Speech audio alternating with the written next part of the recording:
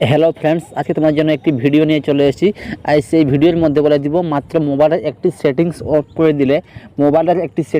করে দিলে আপনার মোবাইলে তিন ধরনের কাজ হবে। যেরকম হচ্ছে আপনার মোবাইলে ফালতু অ্যাডস আছে, সেই অ্যাডগুলো বন্ধ হয়ে যাবে এবং আপনার যদি ডেটা তাড়াতাড়ি শেষ হয়ে যায় সে ডেটা আবার শেষ হবে না, সেভ হয়ে যাবে। আর 3 নম্বর হচ্ছে আপনার ফোন যদি খুব তাড়াতাড়ি চার্জ শেষ হয়ে যায় আপনার ফোন, তাহলে কিন্তু এই সেটিংসটি করে রাখলে আপনার ফোন চার্জ, ডেটা এবং আপনার মোবাইল খুব স্মুথ কাজ করবে। তার জন্য কিন্তু একটি সেটিংস আছে, সেটিংস আপনার মোবাইলের মধ্যে আছে। তার জন্য কী করবেন, তার জন্য আপনার চলে যাবেন আপনার মোবাইলের সেটিংস আইকনে গিয়ে এখানে সার্চ করবেন অ্যাপস ডাটা। এখানে সার্চ করবেন অ্যাপস বলে, এই অ্যাপসে ক্লিক করবেন।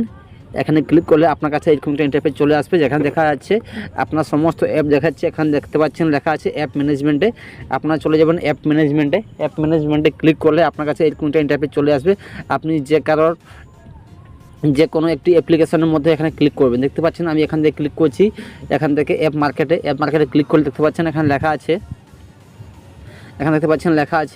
Manage notification. আপনারা এখান থেকে ক্লিক করবেন, ক্লিক করবেন স্টোরেজ ইউজেস, এখানে ক্লিক করবেন। স্টোরেজ ইউজে ক্লিক করে একটু ব্যাকে চলে আসবেন।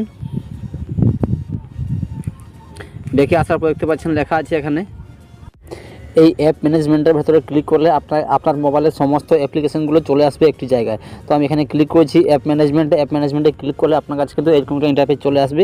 এখানে একটি সেটিংস করতে হবে। আপনি মনে করেন আপনি যদি এখান থেকে বন্ধ করতে চান সেই অ্যাপ্লিকেশনটি, তাহলে এখানে ক্লিক করবেন। এখানে ক্লিক করে দেখতে পাচ্ছেন নিচে লেখা আছে ডাটা ইউজেস। তো আপনাকে ক্লিক করবেন ডাটা ইউজে ক্লিক করে দেখতে পাচ্ছেন এখান থেকে কিন্তু একটি সেটিংস বন্ধ করতে হবে, সেটি হচ্ছে গিয়ে ব্যাকগ্রাউন্ড ডাটা। এই ব্যাকগ্রাউন্ড ডাটা সমস্ত অ্যাপ্লিকেশনের মাধ্যমে বন্ধ করে দিতে হবে।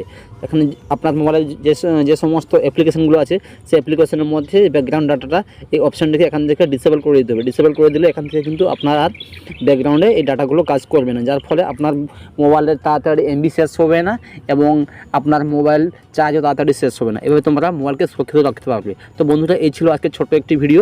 যদি ভালো লাগে ভিডিওতে লাইক করবেন, শেয়ার করবেন এবং চ্যানেল নতুন হয়ে থাকলে অবশ্যই লাইক, শেয়ার অ্যান্ড সাবস্ক্রাইব করতে ভুলবেন না। তো বাই বন্ধুরা, দেখা হচ্ছে নেক্সট নতুন ভিডিওতে।